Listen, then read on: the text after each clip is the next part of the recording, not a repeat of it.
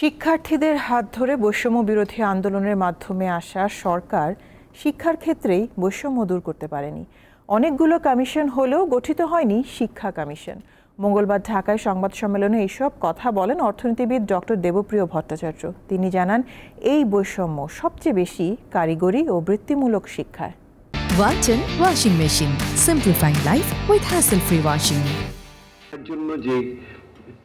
দেশে সবচেয়ে বড় বৈষম্য শিক্ষা খাতে, আর এই বৈষম্যের মূল হাতিয়ার অবহেলা, মানসম্মত শিক্ষার অভাব ও পক্ষপাতমূলক মনোভাব। অন্যান্য শিক্ষার্থীদের তুলনায় সমাজের চোখে বেশি বৈষম্যের শিকার কারিগরি পাঠ্যক্রমের শিক্ষার্থীরা। মঙ্গলবার রাজধানীতে সিপিডির কার্যালয়ে এসডিজি বাস্তবায়নের নাগরিক প্ল্যাটফর্ম বাংলাদেশ আয়োজিত বাংলাদেশে কারিগরি ও বৃত্তিমূলক শিক্ষায় বর্তমান পরিস্থিতি ও সংস্কার চিন্তা বিষয়ক সংবাদ সম্মেলনে এসব কথা বলেন বক্তারা।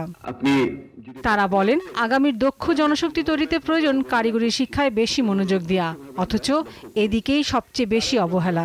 যখন আর্টিফিশিয়াল ইন্টেলিজেন্স আসছে, চতুর্থ শিল্প বিপ্লব আসছে, তখন এই ধরনের কারিগরি গুণ সম্পন্ন আমাদের মানুষ তৈরি করার গুরুত্বটাও এখনো সেইভাবে আসছে না। তিনি জানান, জুলাই আন্দোলনের জন্মই হয়েছিল বঞ্চনা থেকে, যেখানে কর্মসংস্থানের জন্য বেসরকারি খাতে বিনিয়োগ, দক্ষ কর্মী তৈরি না হওয়ার কারণে সরকারি চাকরির দিকেই বেশি ঝুঁকে পড়েছিল তরুণেরা। অথচ সেই আন্দোলনের পর একটা শিক্ষা কমিশন গঠন হয়নি। সামগ্রিকভাবে বর্তমান সরকার 11টার বেশি কমিশন কমিটি করেছে, কিন্তু ছাত্র যুব অভ্যুত্থানের মাধ্যমে আসা বৈষম্য বিরোধী আমার এই সরকার সে শিক্ষাতে হাত দিতে পারে নাই। চিন্তা করে দেখেন, এটা তো এক ধরনের আমাদের জাতীয় ব্যর্থতার একটা বিষয়।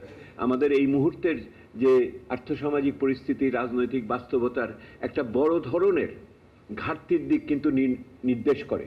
এটাকে আমাদের মনে রাখতে হবে। আগামীতে যারা সরকারে আসবে তাদের কারিগরি ও বৃত্তিমূলক শিক্ষাকে গুরুত্ব দেওয়ার আহ্বান জানান তিনি। বাইরে তো আমি আর লাবণী গুহ, দীপ্ত সংবাদ, ঢাকা।